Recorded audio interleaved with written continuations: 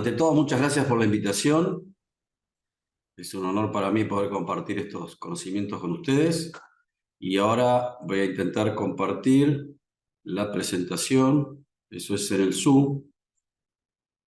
Bueno, cuando a mí me invitaron a esta conferencia, yo lo primero que hice fue empezar a buscar un poquito de antecedentes de este tema que ustedes me habían propuesto. Y me di cuenta que desde hace un tiempo, esto lo tomé de una página del gobierno de Chile, desde hace un tiempo ya no era algo tan mercantilista el comercio ni mercenario, sino que si bien al principio los acuerdos de comercio estaban centrados en mercados y servicios e inversiones, después se le empezaron a incorporar distintas temáticas, como el caso del tema ambiental en Chile. Entonces hoy ya no solo es el tema del precio, sino que los mercados, los usuarios, los consumidores quieren saber cómo es ese proceso, ¿sí? ¿Qué es lo que está pasando? Y si no daña el medio ambiente, si no hay trabajo infantil y un montón de cosas más. El segundo antecedente que encontré fue que todos ya sabemos, que en 2015 todos los países de la ONU se juntaron y delimitaron 17 Objetivos de Desarrollo Sostenible, ODS, para el 2030. Y dentro de eso estaba incluido el cambio climático, la innovación, el consumo sostenible y, bueno, paz y justicia para todo el mundo. Yo tomé un tema que es la innovación, y es donde me voy a centrar un poco. Lo primero que quiero ver es el contexto y contarles que en realidad hoy el comercio tiene que ser sostenible, tiene que ser sostenible en el tiempo en cuanto a su economía y su eficiencia, pero además también tiene que ser sustentable, tiene que estar acorde con el medio ambiente y con las prácticas y las responsabilidades sociales empresarias o responsabilidades corporativas empresarias, según como quieran llamarlo. Por eso yo digo que estamos hablando de un sustentable al cuadrado, ¿sí? Un comercio sustentable al cuadrado. Después, si yo les hablo de futurología, ¿se imaginan el comercio exterior de esta manera? Bueno, creo que no, ¿no? Pero vamos a repasar un poquito el pasado, el presente y el futuro de la logística, la supply chain, el comercio global. Y vamos a ver cosas como, por ejemplo, que en realidad, dentro de este contexto, la estandarización a veces es tan eficiente que juega en contra de la innovación. O sea, produce una barrera de ingreso muy alta para que yo pueda hacer cambios estructurales dentro de esta, ¿sí? ¿Y por qué? Y porque hay limitantes tecnológicas, políticas, culturales y medioambientales. Y les voy a dar 4 ejemplos. El primero es el contenedor. Yo a mi izquierda tengo el primer contenedor inventado por Malcolm McLean en 1956 y a mi derecha el que hoy se usa en el 2023. ¿Ustedes notan alguna diferencia entre uno y otro? No, no cambió en nada. ¿Sí? Puede ser que haya cambiado el material, con qué está hecho, pero la génesis sigue siendo la misma. ¿Por qué? Porque es eficiente. Ahora, sí, lo que está pasando, por ejemplo, yo el otro día encontré que la Asociación Intermodal de América del Sur dice, bueno, ¿por qué en vez del 40 pies usamos uno de 53 pies? Bueno, puede haber algún cambio de ese tipo que mejore la productividad, pero el contenedor sigue siendo exactamente el mismo. Segundo ejemplo, el contenedor aéreo. En el año 1945, después de la Segunda Guerra Mundial, obviamente los pilotos de guerra se quedaron sin trabajo porque se acabó la Guerra Mundial, se juntaron y crearon la primera línea aérea de carga, la Flying Tiger Line, en el año 61, donde el pallet era el mismo que usamos ahora y el contenedor también sigue siendo el mismo. También pueden haber cambiado los materiales, las estructuras, pero el contenedor de aéreo, como lo vemos en la foto de la derecha, sigue siendo el mismo. ¿Por qué? Porque el fuselaje del avión sigue siendo igual. Es hasta ahora lo que sigue funcionando y que tiene menor rozamiento y, bueno, y físicamente, tecnológicamente y dentro de la ingeniería de la aviación es lo que mejor se desarrolla y sigue siendo igual. Tercer ejemplo, el pallet de madera que todos conocemos, que vemos en los supermercados, en los contenedores y en muchos lados. También se decía que el contenedor plástico lo iba a suplantar, esto no fue así, y también llegaron innovaciones interesantes como el slip sheet. El slip sheet reemplaza el pallet y en realidad es una lámina de cartón muy finita que tiene un montón de ventajas. Entre ellas la primera para el comercio exterior es que no tiene problemas fitosanitarios, no hay que fumigarlo ni nada, ahorra espacio porque es mucho menor que un pallet, pero ¿cuál es el problema que tiene? Que yo en origen y en destino tengo que tener las uñas en mi Clark, en mi autoelevador, las uñas especiales para eso. Entonces, hoy día se sigue usando en el 90% el pallet de madera tradicional. Y el otro ejemplo, y cuarto ejemplo, es el código de barras, que también hace muchos años que yo estoy en las conferencias, escucho que el RFID iba a suplantar el código de barras, y esto no es así. Porque, como digo yo, el código de barras tiene la cucarda triple B, bueno, bonito y barato. Y sigue funcionando y es eficiente. Y vemos el RFID en cosas que realmente se justifican, como los tags que tienen los autos para los peajes y bueno, y alguna otra cosa más. Pero hoy por hoy sigue siendo, el código de barras se sigue usando también en un 90 y pico por ciento. Bien, ¿qué más? ¿Qué es hasta dónde vamos a llegar con esto? Y acá pongo un ejemplo puntual que tiene que ver con nuestro comercio. Y es cómo se han ido evolucionando los cargueros a lo largo de post, Panamax y todo lo demás, ¿no? Entonces tomo dos ejemplos acá para que los comparemos y veamos.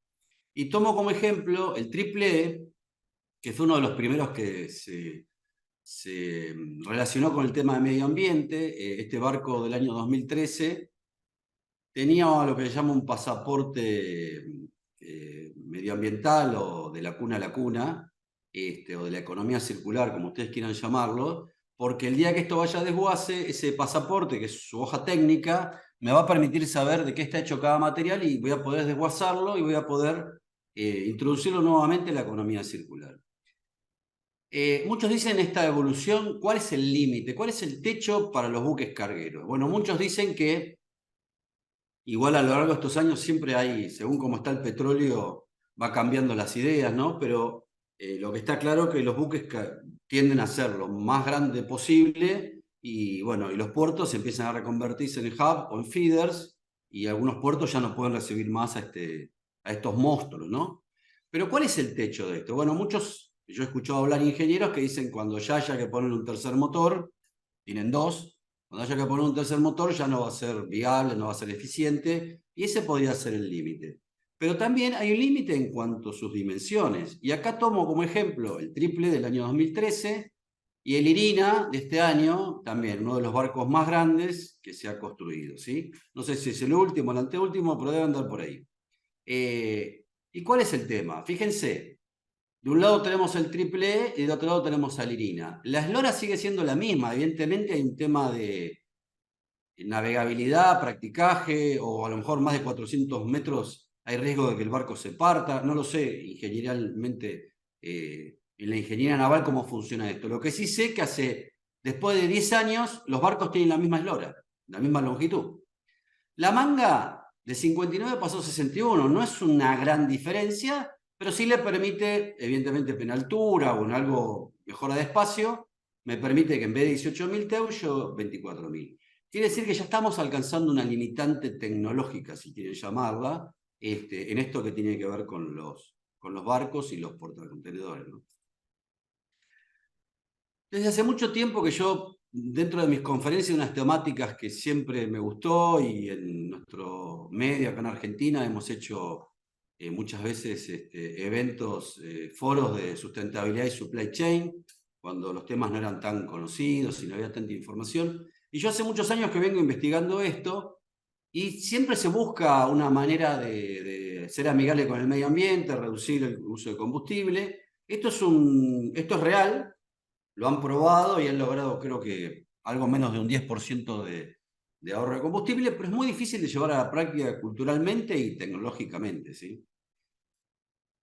Esta embarcación que yo la vi investigando en el año 2014, cuando vuelvo muchos años después, sigue estando la misma foto, sigue estando la misma idea, el mismo proyecto. Es decir, hay muy buenas ideas, muy buenas iniciativas, pero son difíciles de llevar a la práctica. Esto sigue estando en un proyecto. Yo no vi ninguno de estos navegando por el mar, ¿sí?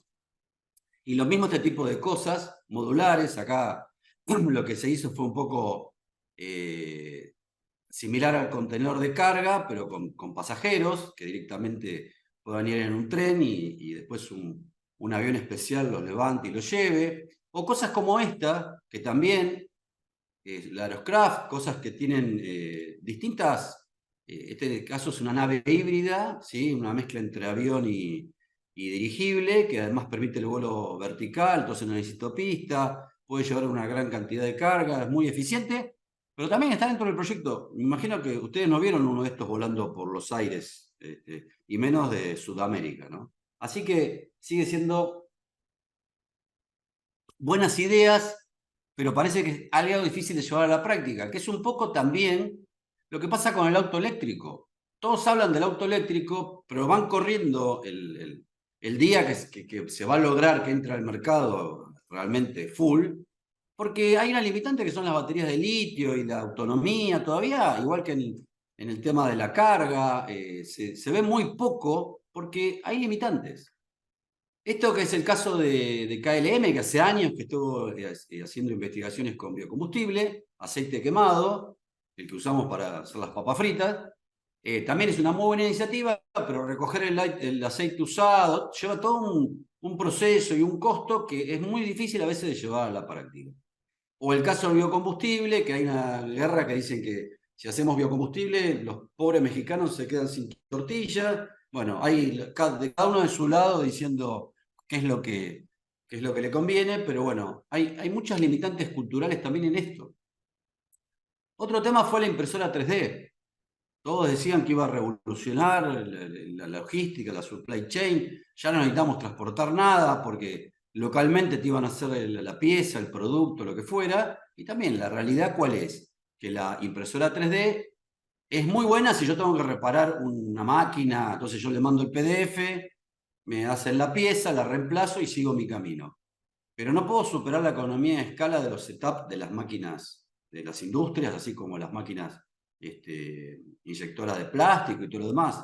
No puedo con la impresora 3D, o por lo menos no puedo todavía. Entonces, me sirve para repuestos de urgencia en lugares recónditos, que es lo mismo que pasa con los drones, ¿sí? Me sirven muy bien los drones para cosas humanitarias, lo que fuera, pero todavía seguimos viendo el dron de Amazon y nada más. Entonces digo, es muy bueno para un repuesto que tengo algún problema, o bien para productos muy segmentados y de baja tirada que yo puedo personalizarlos o lo que fuera. Bueno, ahí sí puedo entrar la impresora 3D. Otras iniciativas con vagones de carga eléctrico. Bueno, esto todo está en dibujos y en videos muy lindos, en renders, pero yo todavía no vi ninguno de estos circulando por acá, por las vías de Buenos Aires. Lo que sí vi circulando es el Bitren, que es este camión con semirremolque especial, pero yo cuento la experiencia argentina. Esto acá vino en el año 2003, empezó a hablarse de esto y a querer imponerlo. Y recién en el 2018 pudo circular por algunas rutas de la Argentina. Nos llevó 15 años este proyecto, ¿sí? ¿Y qué tenía? Limitantes culturales, en realidad sí, obviamente el sindicato no estaba de acuerdo porque eran dos unidades que se transformaban en una. La infraestructura, muchos decían que los puentes, que las rutas, bueno, muchos decían que era inseguro, en realidad no. Este tipo de unidades tienen un nivel tal de tecnología que son mucho más seguros que los camiones y las unidades de carga convencionales. Pero también tuvo una limitante, si quiere llamarla financiera, que el transporte argentino no tenía financiación como para comprar estas nuevas unidades, y la Federación Argentina de Transportes de Carga que hay acá en la Argentina buscó como un intermedio, algo similar a esto, pero que los transportistas pudieran reconvertir sus unidades. Bueno, ahí tenemos un montón de limitantes, pero finalmente, después de 15 años, logramos que estos camiones circulen por nuestras rutas. Bien, para ir terminando y un poco replantear todo esto, ¿no? Porque digo, cuando hablamos de transporte, de huella de carbono y todo lo demás, lo primero que viene a la mente es todas las externalidades que trae el transporte, ¿no? La congestión, los accidentes, cosas que no están incluidas dentro del costo real del producto, ¿sí? Es un costo a la sociedad que todavía no está cuantificado ni damnificado. Cuando En la Unión Europea se abren caen los muros, ¿no? Y de repente una fábrica de autos en Madrid pasa se deslocaliza y se muda a Checoslovaquia, ¿sí? Porque ahí tenía mano de obra más barata. Que el primer mito es: yo no puedo localizar una fábrica solamente por la mano de obra barata, tengo que tener claro que mi supply chain y mi comercio van a poder llevar a esa fábrica los productos, ¿no? Pero ¿qué es lo primero que estoy haciendo? Bueno, estoy alejando la fábrica de los centros de consumo, porque los autos se consumían en España. Entonces, tengo un doble viaje para ir a fabricarlo y para traer los autos, lo que me marca una huella de carbono mucho más alta de lo que yo tenía antes. Es decir, deslocalizo la fábrica, pero me aumenta mi huella de carbono. Mientras los gobiernos no pongan multas o tarifas sobre la huella de carbono, está todo bien. El día que el gobierno multe por la huella de carbono que yo emito en los productos o que los consumidores castiguen a los productos con mayor huella de carbono, ahí la cosa va a ser diferente. Por eso, volvemos a la génesis, y acá yo pongo el ejemplo de Holanda, que estamos hablando de Holanda año 2001, lo recuerdo porque lo publicamos nosotros en nuestro multimedio. Holanda lo que hizo fue planificar las fábricas sobre los márgenes fluviales. Entonces eso permitía que todos los productos que salían de las fábricas fueran directamente en barcazas por el río hasta el puerto. Entonces, no hay que inventar la rueda, sí hay que planificar. Y el otro ejemplo que les voy a dar para ir terminando es este. En la Argentina tenemos la hidrovía y acá voy a hacer una comparación donde yo tengo que llevar 45.000 toneladas de piedras. Entonces, si yo lo hago a través de la hidrovía con un convoy, solamente necesito 30 barcazas y que me van a dar 1.500 toneladas por unidad y una relación kilómetro-tonelada-litro de 220. Si eso mismo lo tengo que hacer por tren, yo ahí voy a tener 900 vagones y la tonelada por unidad me baja y la performance también. Y si lo hago por camión, cuando llegue el primer camión de los 1.500 todavía no salió el último.